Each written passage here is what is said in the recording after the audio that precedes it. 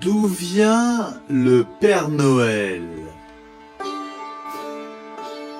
L'histoire du Père Noël commence au IIIe siècle dans la ville de Myre en Turquie.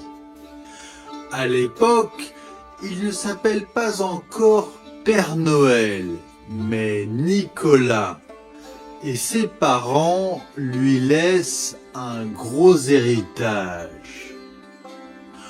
Au lieu de garder tout cet argent pour lui, la légende raconte qu'il préfère l'utiliser pour aider les gens dans le besoin, et notamment les plus jeunes. Par exemple, il sauve 3 jeunes filles de la prostitution en leur donnant de l'argent. Mais en plus d'être riche, Nicolas a des super pouvoirs. Il réussit notamment à faire ressusciter des enfants découpés en morceaux par un boucher un peu sadique. Bref, la légende de Nicolas de Myre est faite de dons et de miracles.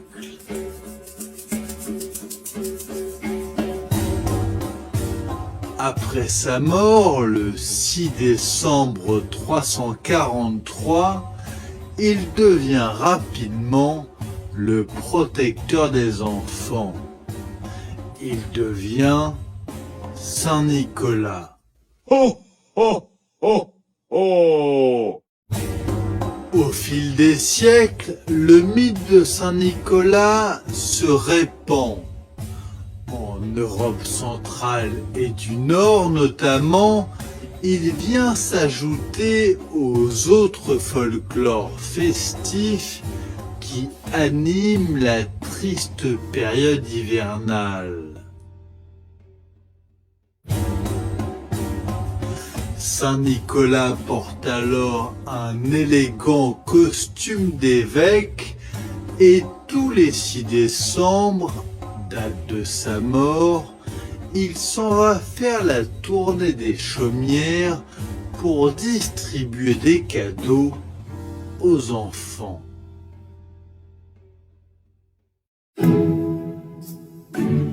Aux Pays-Bas, Saint Nicolas se prononce Sinterklaas.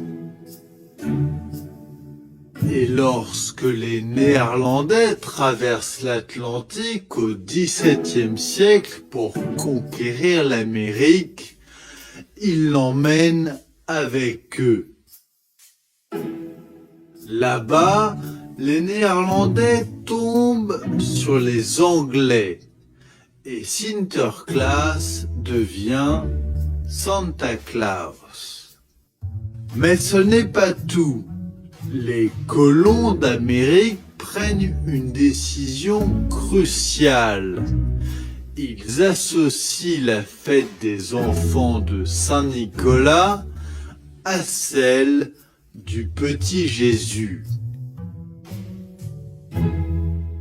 Et c'est à cette période que la livraison de cadeaux est décalée à la nuit du 24 décembre.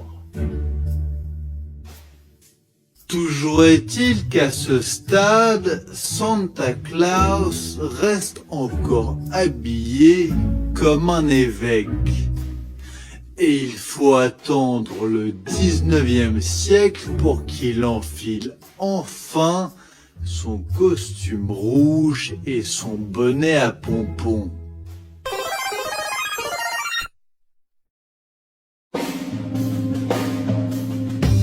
La date charnière, c'est 1823. Cette année-là, un poème attribué au pasteur Clement Clark Moore raconte en détail une nuit de Noël.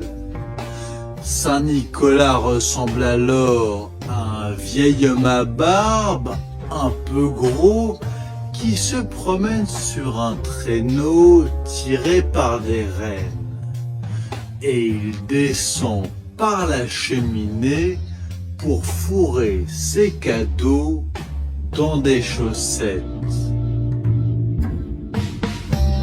Dans cette version, pour mieux passer par la cheminée, le bonhomme est tout petit. Il ressemble à une sorte de lutin, un peu comme les personnages fantastiques des vieilles mythologies d'Europe du Nord. Mais au fil des années, une foule de dessinateurs américains modifie son aspect. Et aux abords du XXe siècle, il atteint une taille humaine, son costume est bien rouge, sa barbe bien blanche, et il fume la pipe.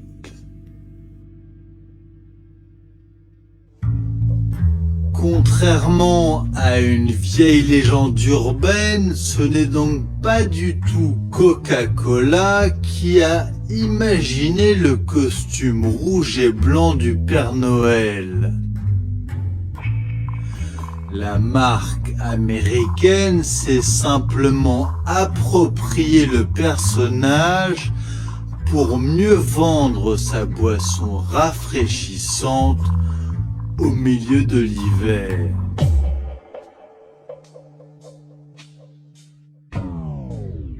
Il n'en reste pas moins que Santa Claus est un pur produit américain. Et comme bon nombre de produits américains, il a envahi l'Europe à la fin de la Seconde Guerre mondiale.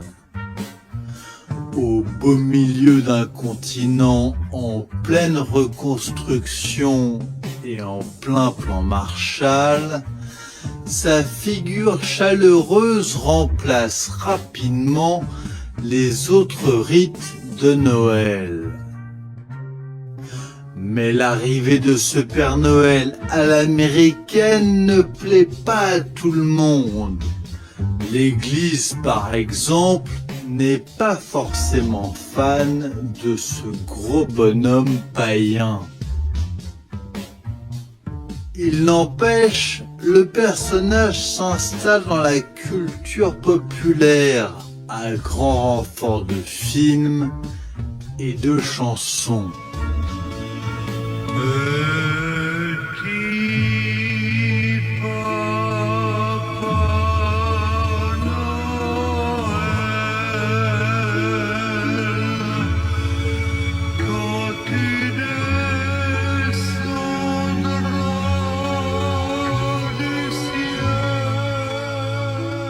Et c'est donc ainsi que le Père Noël est devenu la star des cadeaux à la fin du mois de décembre.